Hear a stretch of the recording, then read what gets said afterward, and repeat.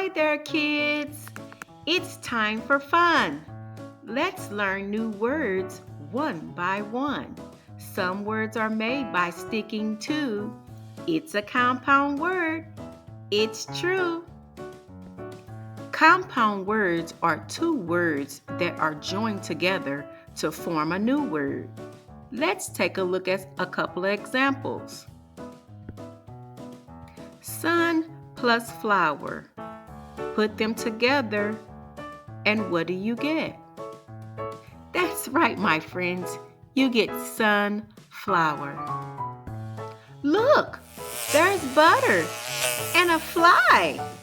Let's put them together.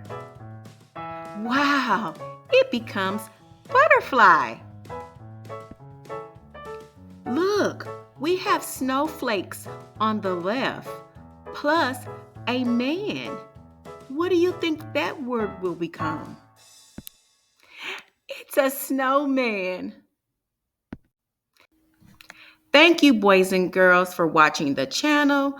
Don't forget to give the thumbs up for liking the video and subscribe to the channel. And we'll see you on the next adventure. Bye-bye now.